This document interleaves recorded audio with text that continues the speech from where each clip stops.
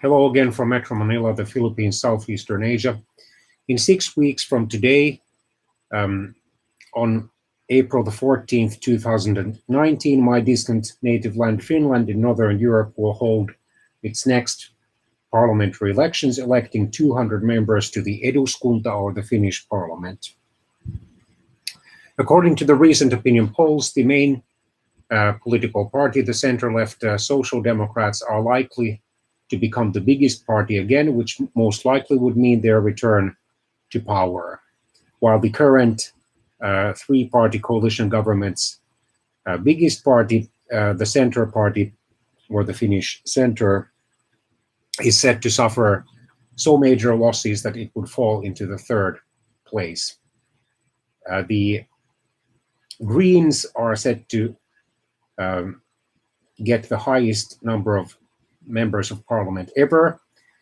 The populist and national conservative and Eurosceptic True Finns are set to lose, of course, seats compared to the 2015 elections. But we have to remember that in 2017, following the election of a strongly anti-European Union and anti-immigration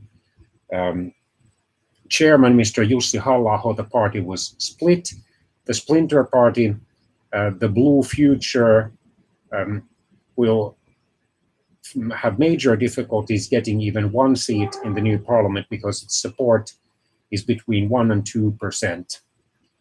The left-wing alliance may make gains. It's composed of left-wing socialists and former communists and also some environmentalists. The center-right or socially liberal, economically conservative National Coalition Party likely will win enough seats to be a member of even the new government. The minor political parties in parliament, the Swedish People's Party and the Christian Democrats, are likely to remain approximately at their current numbers of seats. But it is unlikely that, for example, or at least the Christian Democrats would participate in a new government. The Swedish People's Party, which is a strongly liberal and pro-European party, pro-European Union party, would probably be accepted as a so-called helper party into the new coalition government. A total of 5 nationalist parties of various kinds, national or nationalist/populist parties, will be competing in the election. The True Finns, the Blue Future, then the Seven Stars Movement, whose top candidate is a long-time member of the Finnish parliament and a long-time cabinet minister, although not since 2011 or 2007, Mr. Paavo Väyrynen. And then there's the Citizens Party, which controversially Väyrynen led for some time, or actually he was the founding member of it. And then the so-called Finnish People First Party, led by a Finnish nationalist activist of Dutch origin, Mr. Marko de Witt, who lives in the western Finnish city of Tampere. So out of these 5 nationalist parties, only probably 3, maybe 4, have a realistic chance of entering the parliament. The most realistic chance, of course, is for the True Finns to re-enter the parliament.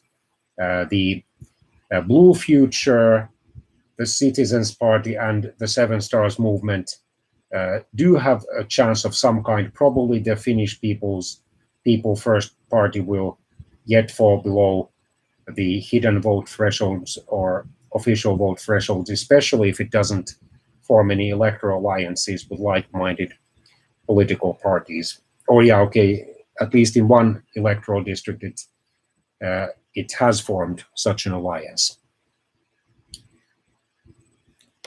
Okay, so let's look at the situation more in detail. According to the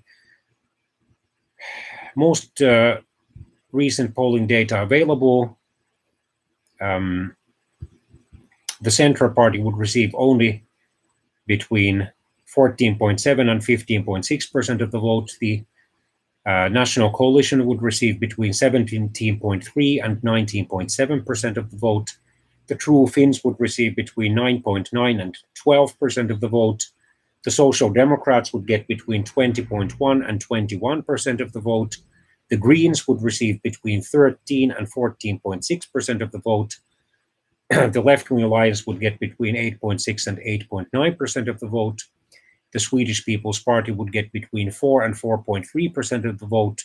The Christian Democrats would get between 3.6 and 4.3% of the vote.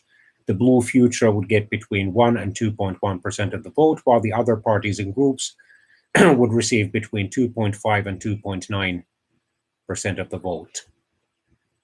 So one likely post-election coalition government would consist of the Social Democrats, the National Coalition, the Greens, the Left-Wing Alliance, and possibly also the Swedish People's Party.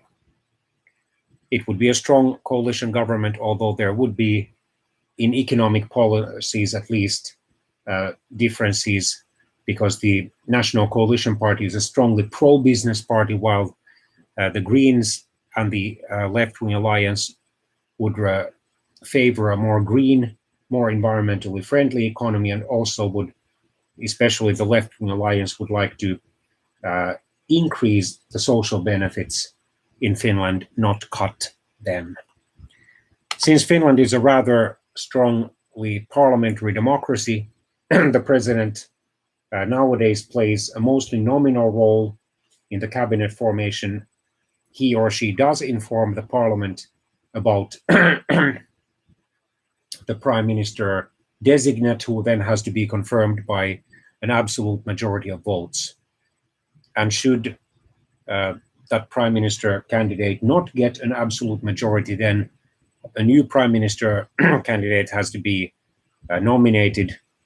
And if even he or she does not get an absolute majority of votes, then there will be an open prime minister's election where every member of the parliament theoretically has a right to propose a prime minister's candidate, a prime ministerial candidate, and in that case, a plurality of votes would be necessary for the confirmation. After the prime minister candidate or prime minister designate has managed to draft a list of ministers, he or she will formally inform the president, who will then promptly appoint the new cabinet. Then it must submit its legislative program to the parliament and get a majority vote in order to be able to govern Finland.